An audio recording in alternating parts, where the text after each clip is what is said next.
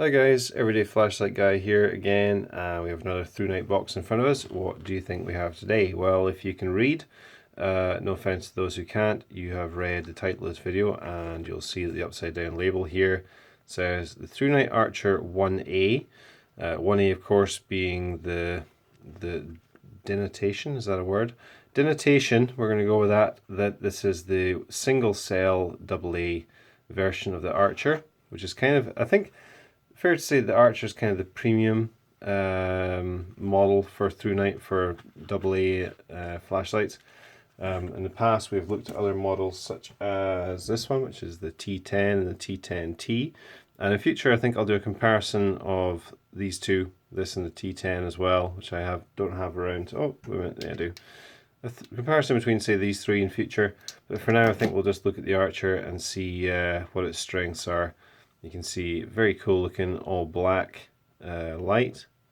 This one you've probably picked up on straight away. The main difference with this as opposed to the traditional kind of Thrunite style is this one has a side clicker button for mode change, which is a pretty big deal I think, and really sets us apart. So let's go ahead and have a quick look at the specs. First of all, this is, you can see that the Archer 1A V3. And I think there have been literally 3 versions of this, and each time they kind of up the lumens and up the output. So good to see that they keep developing the product and don't just kind of sit in their laurels. So what else comes in the cardboard box? We've got a little lanyard here, looks like an extra tail clicker, grommet, a few other little things. Forgive me guys, that's my furnace about to kick in the background if you hear any noise. What else do we have here? Just go through this. Whoops. This looks like service. Thank you for your order from Thrunite. Hope you love and a good experience with our products. Blah blah blah. Okay.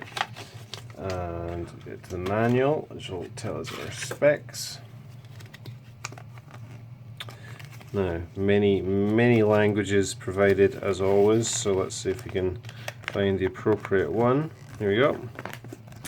Thrunite Archer 1A V3. So we have an XPL V6 LED, which is quite commonly used in Thrunite models, I think. Aluminum body, of course, on this one. High output of 200 lumens, medium of 75, low 17, and Firefly of 0.1. So four modes plus a strobe, which is at the high output of 200, of course. And 150 minutes output, 150 minutes runtime on that high mode. I think it's fairly impressive. And they're saying the usual impact resistance of 1 meter, IPX8 waterproof. So yeah, decent specs. 200 lumens out of a light of that size is pretty good. 2 years free replacement, 30 days refund from Amazon, limited lifetime maintenance. So the usual Thrunite warranty. Backing up some pretty decent specs. So I think the most exciting thing about this light for me was, as I mentioned before, the mode change operation on this, and I probably will bring in the T10 here just to demonstrate how this is different. Let's just get rid of all this junk. Okay. So we have a tail clicker to turn the light on. If I can get this to focus. Again, forgiveness for my dirty hands. So you can see just a little rubber grommet on there, and it is tail standing, although it does have a slight wobble to it, but it is tail standing if you need it to be. This one does not come with a diffuser, which the T10 comes with, which I quite liked, but if you click it on there, you can see we're straight into the low mode. And then we have this very tactile little clicker button on the side here. It's very easy to find, very comfortable position on the lights, just for your thumb rest. And just press that. So that says, well, let's knock out some lights here. We'll maybe get a better idea of our output. Turn that light to the side. There you go. So there is our Firefly. Low, medium, high. Firefly, low, medium, high, and just cycles through. As long as you just keep giving a little tap on that switch, you'll keep cycling through. Now, strobe warning, guys. If you do a long press from any single mode, it should go into strobe mode on the high. Pretty impressive strobe, as you can see. So there we are in Firefly.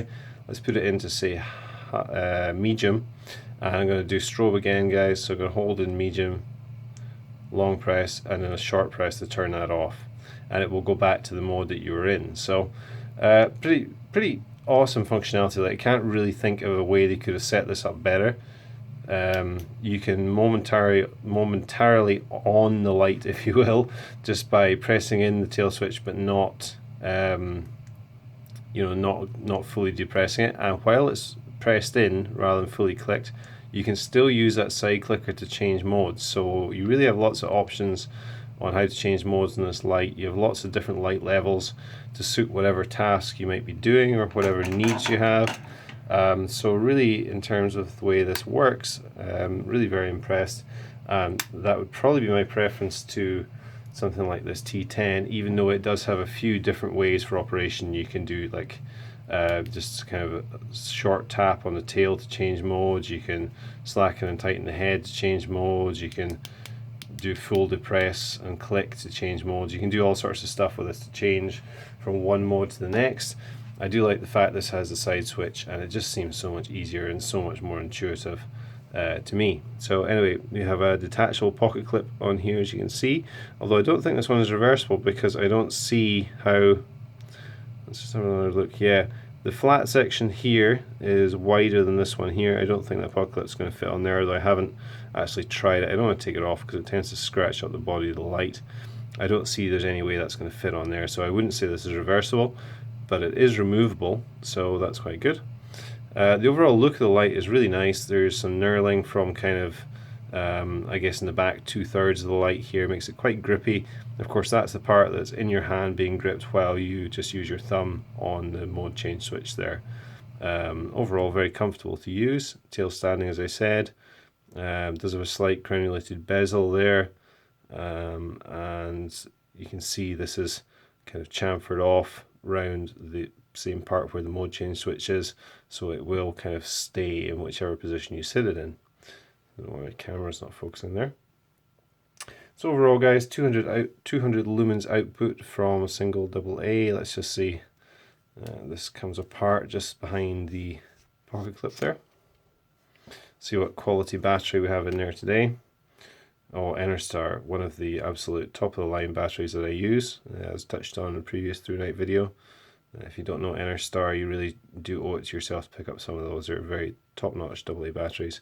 Slot that back in there. You do get a spare O-ring in the packaging, should you lose it or should it become damaged.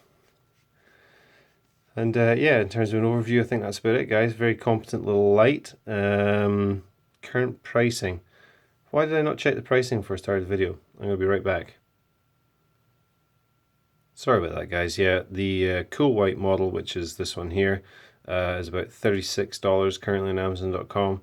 And actually, surprisingly, and unusually, it is exactly the same at the moment for the neutral white as well, if that is your preference. So $36, very competent, very sturdy little light. And I could see this one lasting a long time, of course, backed up by Thrunite warranty. So there you are, guys. That is a Thrunite Archer 1A V3. And as I say, we'll probably come back and do a comparison at some point in the future with this, which is the T10T as previously reviewed, and the original T10 as reviewed as well. So that's all for now, guys. Thanks for watching, and have a great day. Cheers.